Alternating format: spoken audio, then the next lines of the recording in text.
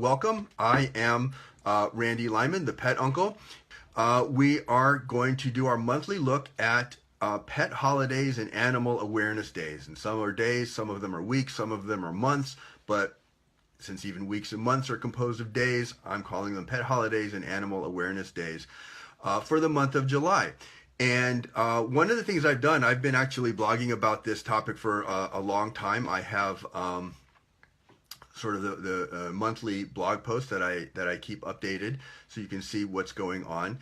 And I've come to realize that these holidays and special days kind of fall loosely, roughly into sort of three different categories. And that's how I'm going to actually look at them here today. You know, it's easy to look at them as like there's months, there's special weeks, there's special days, but each of them has, I don't know, I think they fall into different categories. A lot of them are about pet and animal care, especially the special months, about basically just taking care of your pets, taking care of animals. Then there are also causes that have to do less to do with pets than more about animals in the wild, like tigers and whales and other endangered species. That there are a large number of days throughout the year that attempt to draw attention to the plight of these many animals. And then, of course, there are the celebrations. I mean, we are pet owners. We love our pets. And we want to just celebrate our lives with them and enjoy our lives with them. So there's many days. Some are frivolous. Some are, they're fun. They're all kinds of things. And so that's what I'm going to be doing today in today's show, is starting by just going through each of the days, months, and weeks that sort of fall into these categories. I think it's just it's really the same information. It's just a different way of organizing it. So I'm going to be doing this every month on the show towards the beginning of the month. So we're going to be looking at July's pet holidays and animal awareness days today. And so looking first under the category of pet care. The first thing today is July is National Lost Pet Prevention Month. This is July happens to be the month when most pets get lost. And in fact, according to statistics, most pet owners, and I wish I knew the number right now, I don't have it off the top of my head, but most pet owners at some point in time are going to deal with a pet who's been lost, who's run away. They just don't know where he is. July is when that happens the most, because it's summer, the dogs are out, the cats are outside, the weather is nice, pets tend to get lost. And there's a couple things that you can do. First of all, it can never be emphasized too much that you should tag and chip your pet. A tag is something that a human can read, that so if it's just if your pet is just sort of wandered off in the neighborhood, then your neighbors can find it. And a chip is something, what if it's someone who you don't know, or the pet doesn't have a tag? Then the chips can be scanned at most veterinarians and shelters. And the most important thing, and a lot of people forget this, they'll chip their pets, put in a microchip with information about the pet and your address and all that, but then forget to actually register the chip with a registry so that someone can actually look it up. You got to do both. So July is the month when pets tend to get lost the most. So July is National Lost Pet Prevention Month, and you definitely want to prevent that, because we all know how heartbreaking and agonizing that can be during the time when your pet is gone. So take care of your pet, get them tagged and chipped, and so you can spend your time together. And once your pet is home, it is, well, at least this is for dogs anyways, July is Dog House Repairs Month. It's summer, it's the time to, yes, it can be devastating, Donna. I mean, everybody has had it at some point, or most pet owners certainly, and it can be devastating. But July is also Dog House Repairs Month. This is one of those sort of occasions that the doghouse manufacturers are all about it. I'm not clear that that's exactly how this originated, but certainly July is a time, the weather's nice, get outside, make sure that your dog has a nice place to live, some place that can be cool in the summer, warm in the winter, that's leak proof, so it's not, so when it rains, your dog doesn't get soaked inside. And of course, remember that having a doghouse outside is not a substitute for just letting your dog inside. I mean, the dog is part of the family too, and you want your dog to just live in a nice place. So get out there this month, and if you have a dog, make sure that your dog house outside is in good repair. So, among other things, this is actually coming up next week. From the 10th to the 16th is National Farriers Week. What is a farrier, you may ask? I had to ask that too. And it turns out, and you can guess from the picture behind me, a farrier makes horseshoes. I don't know the origin of the word farrier, but a farrier makes horseshoes. And there is there's a National Farriers Association. Their mission is to promote the well-being of the horse through education of the horse owner, veterinarian, and farrier.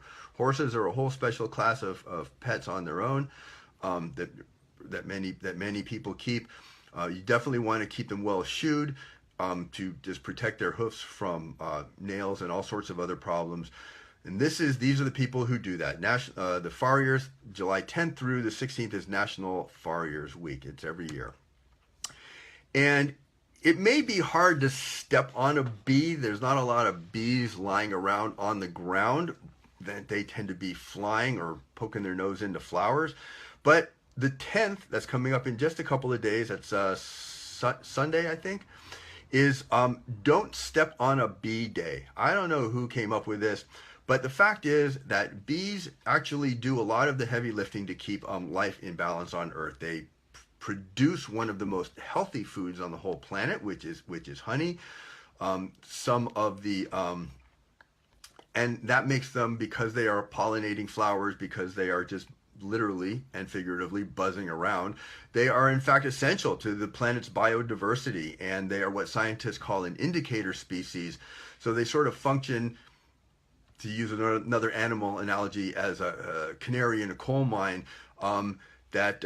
Bees are actually sort of an alarm clock or an alarm system for the ecosystem as a whole. If bees are in trouble, then other trouble is sure to follow. And in fact, for the last 10 years, bee colonies have been declining in population by around as much as 30% every year.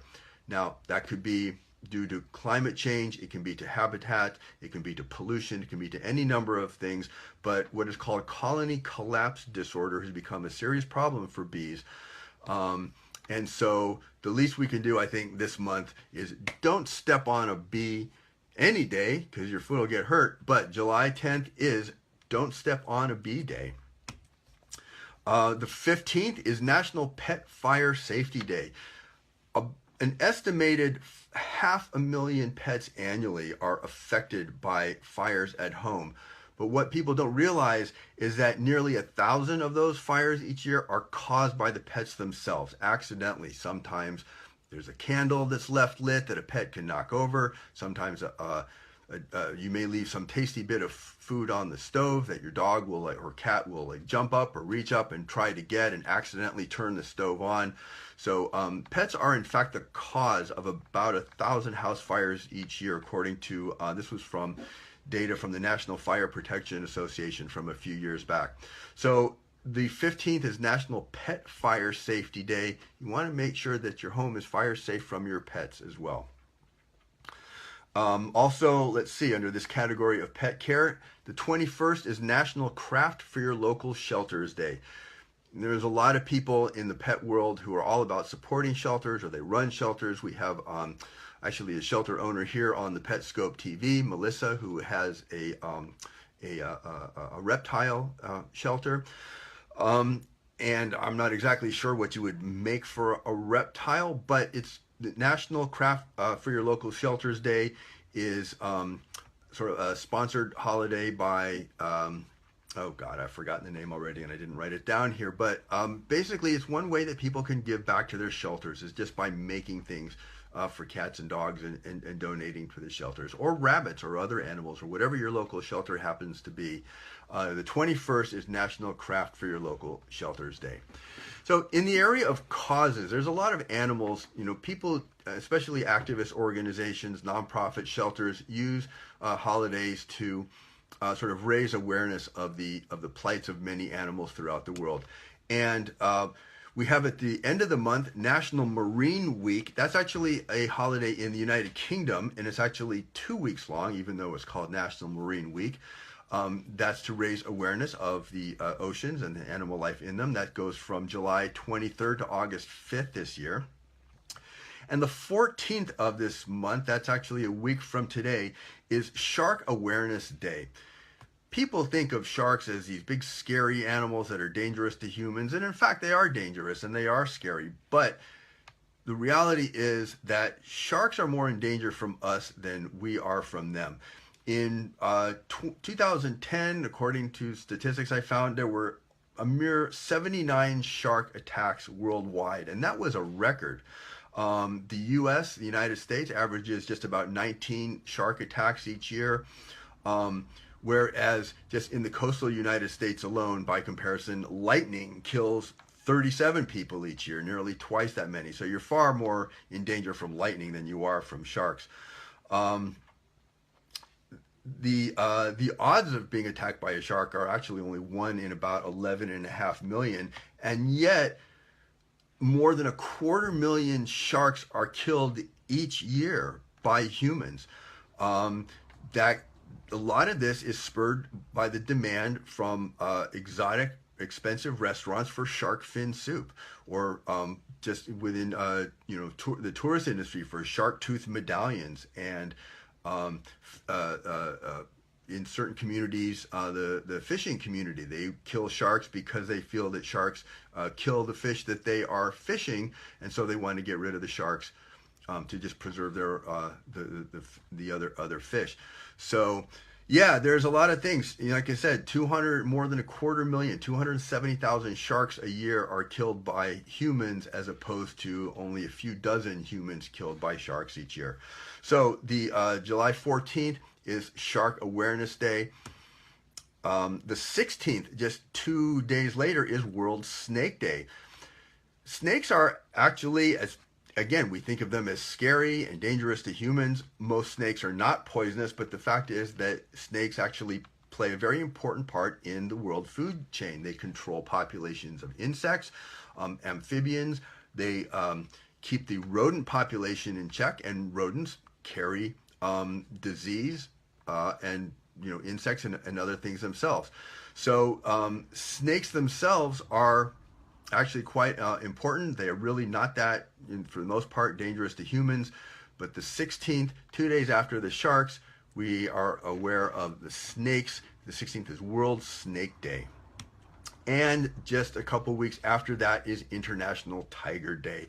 Again, tigers are big, mean, scary animals. We think of them as dangerous to humans, but in fact, the tigers have much more to fear from us than we have to fear from them. According to tigerday.org, in the last 100 years, 97% of all the tigers in the world have been eradicated. There were 100,000 tigers back then. There may be only a few thousand left in the wild today. And many tiger species are already extinct. It's certainly no secret, due to loss of habitats, due to urbanization and the destruction of the habitats, due to climate change, due to any number of other factors. Tigers are in fact one of the most endangered species in the world. They're more in danger from us than we are from them. So the 29th, International Tiger Day. We have sharks, snakes, and tigers that we are all being aware of this month. And then we come to some of the celebrations. Now, July 1st was American Zoo Day, and I did a show last week all about zoos and talked about the issues regarding zoos, the controversies. Many people like me, including many people who are animal activists today. As children, we went to the zoo. We had a great time. We looked at all the animals. When I went to the Oakland Zoo, actually last week for the show, there were hundreds, literally, of school kids on a trip to the zoo, and it was just a delight to see their faces looking at the tigers and the bears and the giraffes and everything else.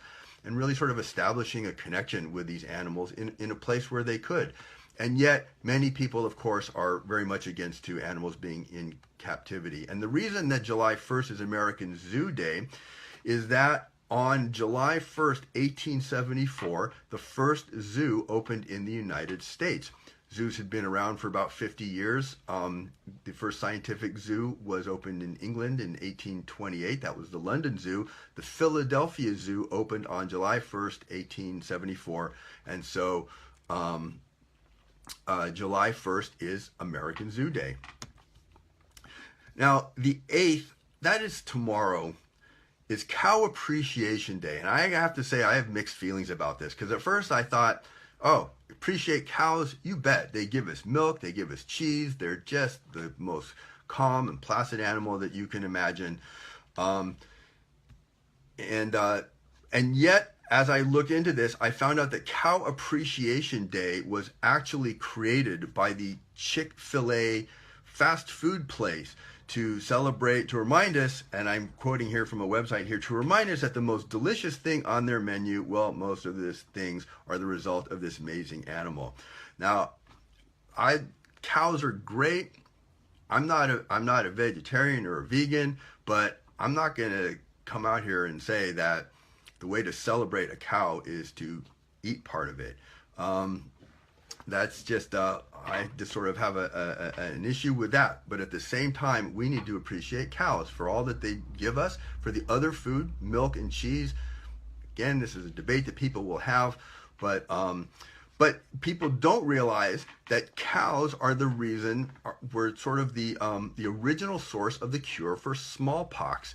And we don't have, smallpox has been pretty much eradicated in the world thanks to cows. And that the reason is that when smallpox was very common, say in the 19th century and before, killed thousands of people every year, people noticed that the milkmaids, the young women who were actually milking the cows, they didn't get smallpox. Yes, this is true, and I remember learning this as a child a long time ago. The milkmaids didn't get smallpox, and people realized, the scientists realized, that because the milkmaids regularly contracted cowpox from the cows, it's a much less dangerous version of smallpox, that they were immune to getting smallpox. And in fact, those who have gotten smallpox, if you survive it, you wind up being immune to it.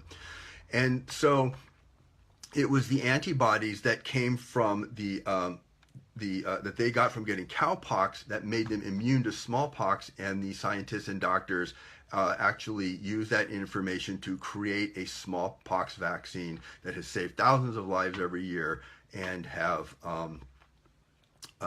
basically led to the near eradication of that disease among humans. So there are lots of reasons to celebrate cows. I'm going to go on a limb here and say don't celebrate by eating one, whether you're a vegetarian or not, but let us remember that appreciate cows tomorrow, and just sort of take that into consideration. The 11th is All-American Pet Photo Day, another day to celebrate your pets by taking pictures of them and presumably posting them everywhere. The 15th is I Love Horses Day. It is a day for horse lovers. And the 31st is, actually this is a holiday that occurs twice a year. It's National Mutt Day, is July 31st and December 2nd. National Mutt Day was created in 2005 by Colleen Page, who's a well-known celebrity pet and family lifestyle expert and animal welfare advocate. And she has actually gone on and created a number of holidays that you can find on her website. I think is ColleenPage.com. But National Mutt Day is all about just sort of embracing these animals that are a combination of breeds that tend to be, in fact, healthier, better behaved, live longer, and are able to perform a lot of the same things that other breeds of dogs do. So July 31st, National Mutt Day. Go out and just appreciate the mutts and other dogs in your life. So that is it for this episode of Wag of the Tail. We've been looking at July's pet Holidays and Animal Awareness Days. I'm Randy Lyman, the Pet Uncle. You're watching here at the Pet Scope. My own Facebook page is at Style Pets Boutique. You can catch the replays and the show notes for Wag of the Tale at WagOfTheTale.live, which is my blog, or also on Medium. And here's where you can contact me personally on Twitter, Periscope. My blog is thepetuncle.com. You can email me at randy@thepetuncle.com. And look on the blog every month. You'll see at the very top I have my latest blog post is the July pet holidays. You can get more information and a lot of links that give you more information about all these holidays at thepetuncle.com.